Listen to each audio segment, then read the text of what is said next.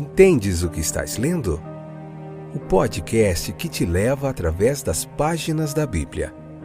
Livro por livro. Capítulo por capítulo. Uma exposição bíblica emocionante. Aperte os cintos e embarque comigo nesta viagem.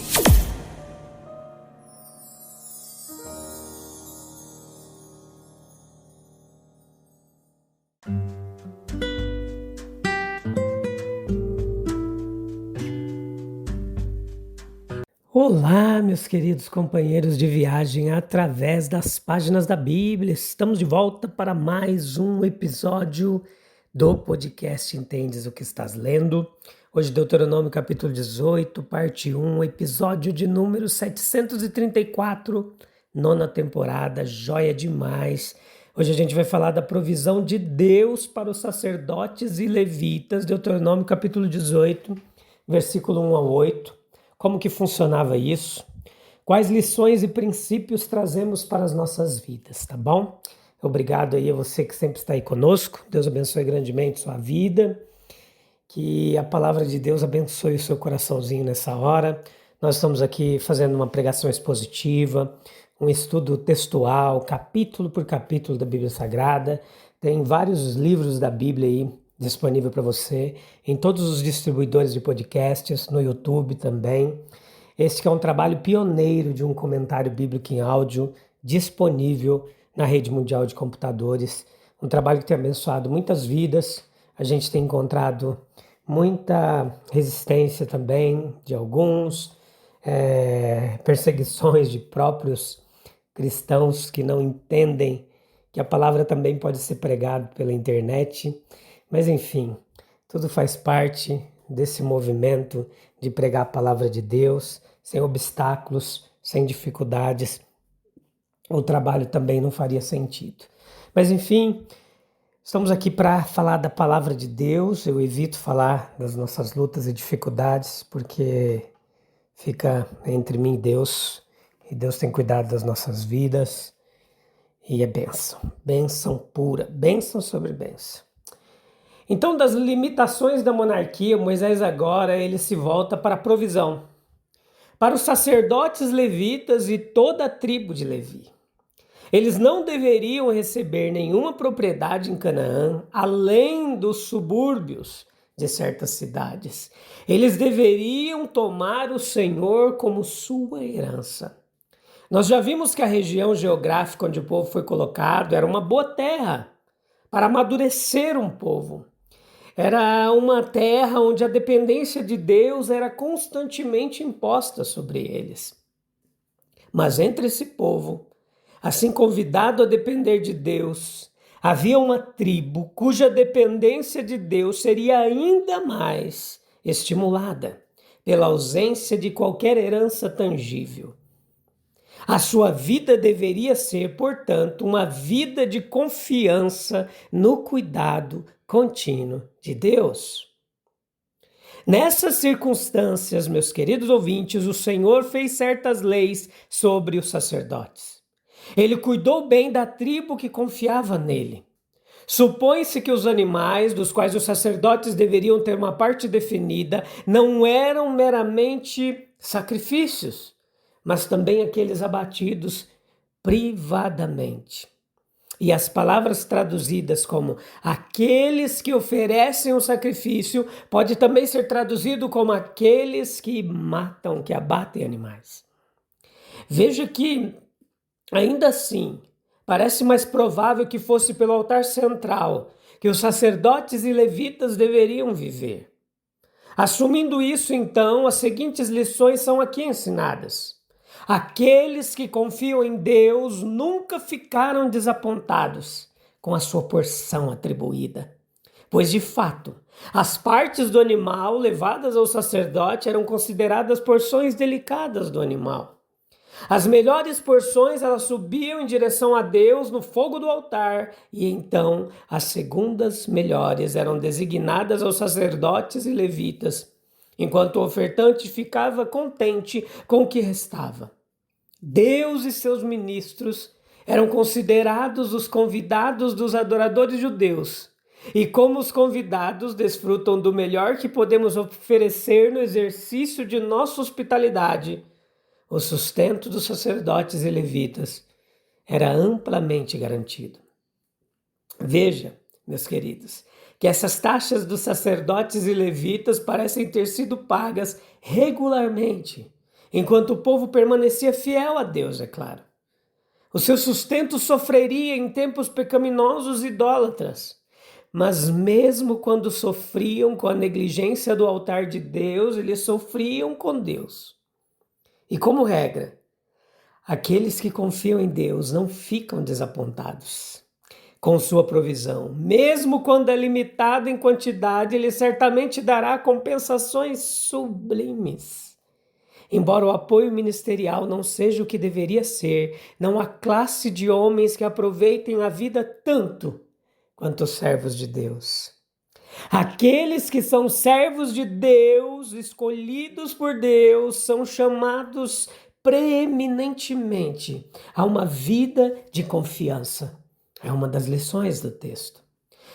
Há uma grande tentação de nos cercarmos de tantas posses mundanas, que essa confiança em Deus seria difícil e pareceria supérflua.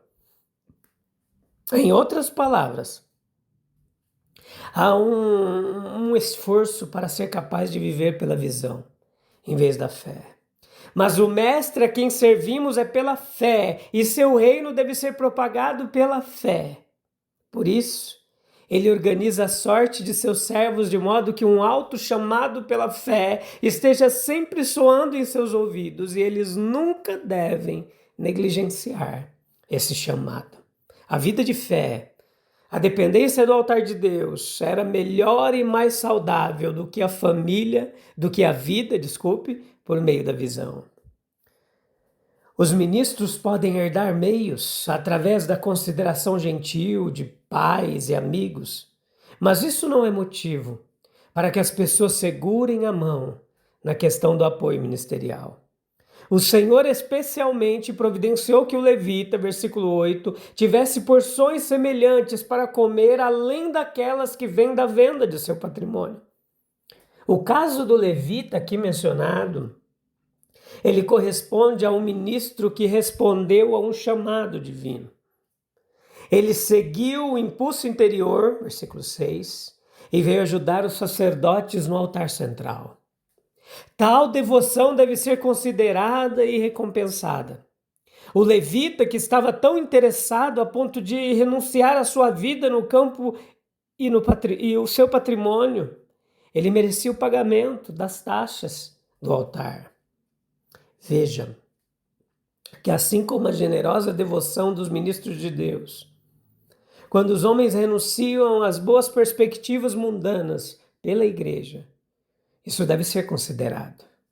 Verdadeiro para os sacerdotes e levitas é também verdade para cada cristão, que o Senhor é sua herança. Salmos capítulo 16, versículos 5 e 6. Ele é, neste aspecto, um sacerdote para Deus. 1 Pedro 2,9, Apocalipse 1,6.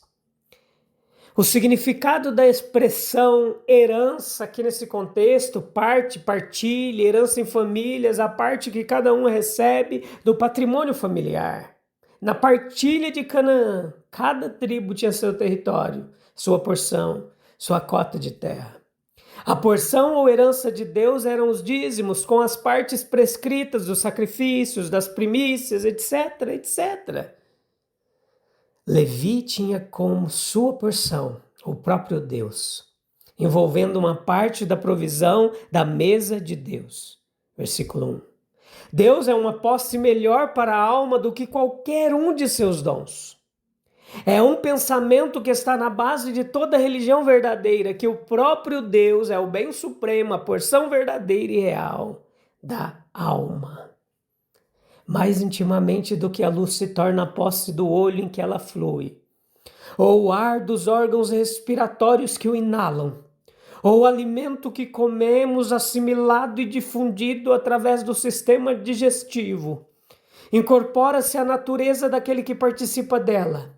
Ele, aquele infinito, a luz de toda a nossa visão, o pão da vida, o alimento do nosso ser mais elevado, torna-se a porção interior profunda de cada alma que o ama. Ao possuir Deus, o cristão possui todas as coisas, e isto embora num sentido exterior ele não tenha nada. Segundo Coríntios 6:10, 1 Coríntios capítulo 3, versículo 21 ao 23. Deus provê para ele da plenitude sob seu comando. Possuindo Deus, o possuidor de tudo, ele sabe que não lhe faltará nenhuma coisa boa. Salmo 84:11. Temporal e espiritualmente, ele será provido, mantido, salvo, liberto.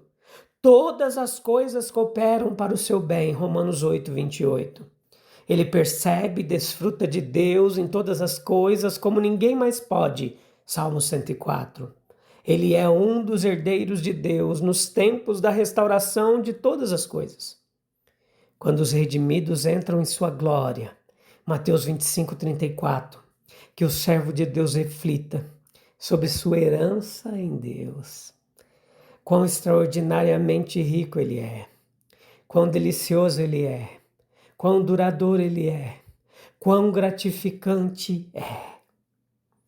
A escolha divina e o desejo humano, eles devem se combinar para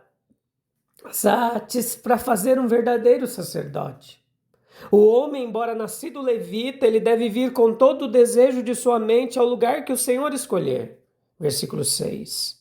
A vontade humana, ela deve cooperar com a vontade de Deus. Este é o produto do segundo nascimento. Neste antigo arranjo, nós vemos a provisão da vida cristã, o verdadeiro sacerdócio. As necessidades terrenas do sacerdote, elas serão satisfeitas sem ansiedade de sua parte. Os que ministram no altar participarão do altar. Versículos 3, versículos 4, versículo 8. Enquanto estivermos empregados nas tarefas do rei, o rei proverá nossas necessidades. Nós temos uma garantia divina de que as necessidades corporais serão supridas, pois o próprio Deus é nossa herança. Certamente é melhor confiar na fonte do que no riacho, na primeira causa do que no canal intermediário, no Criador do que na criatura. O sacerdote ele será suprido antes dos outros homens, pois as primícias do cereal, do vinho e do azeite são dele. Aqueles que servem a Deus sem restrição nunca serão esquecidos. O verdadeiro sacerdote realmente governa, pois para o sacerdote possuir qualquer herança terrena seria um fardo, um cuidado, uma injúria. Outros cultivam a terra para ele. Sim, outros cultivam a terra para eles, debulham seu cereal, peneiram seus grãos. No entanto, esses homens aqui no texto, bem servidos pelas ordens subordinadas da vida, esperam pelo sacerdote e atendem às suas necessidades humanas. Em troca, o verdadeiro sacerdote atende à fome da alma, fornece luz, orientação e esperança. O verdadeiro sacerdote é o maior benfeitor da raça humana. O falso sacerdote é uma praga. O sacerdote, em particular, era típico de Cristo como único meio de aproximação a Deus. Era inerentemente santo, absolutamente sem pecado. Era para representar o povo diante de Deus. Era para ter feito a reconciliação, ele era para representar a igreja diante de Deus em sua pessoa, obra e intercessão. Por ter feito a reconciliação pelos pecados do povo, sendo ele próprio sacerdote e sacrifício.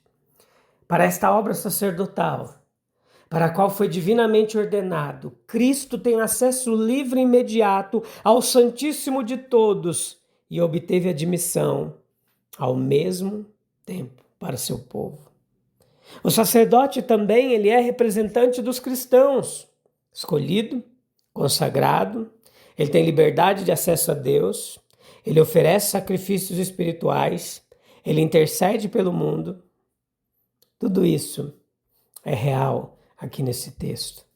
Agora reflita comigo, meu querido. Se o Senhor é nossa herança, o que pode nos faltar? Como podemos temer a escassez quando servimos o dono de todas as coisas? Vamos orar para a gente encerrar mais um episódio. Semana estou bem cansado, muitas atividades, muitas coisas para fazer. Só Deus para nos ajudar, para a gente continuar firmes no propósito de tirar um tempinho para meditar aqui com você na palavra de Deus.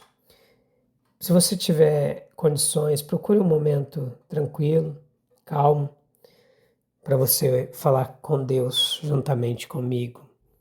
A gente se une em oração e Deus derrama o seu Espírito sobre nossas vidas. Vamos orar? Senhor, ensina-nos a confiar plenamente em Ti, Deus, sem reservas.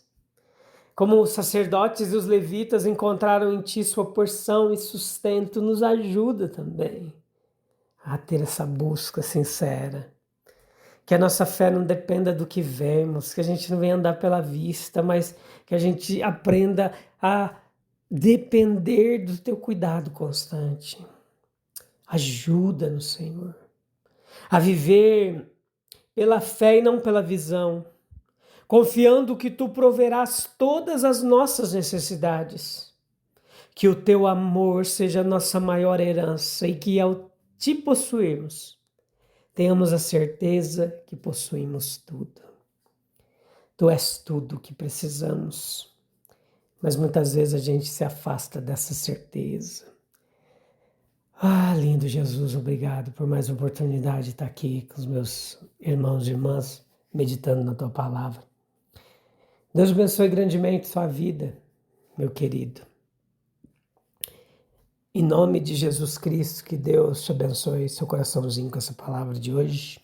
A gente volta em breve, no próximo episódio, para meditar mais na palavra de Deus, tá bom? Um abraço, Deus abençoe. Até breve. Tchau, tchau.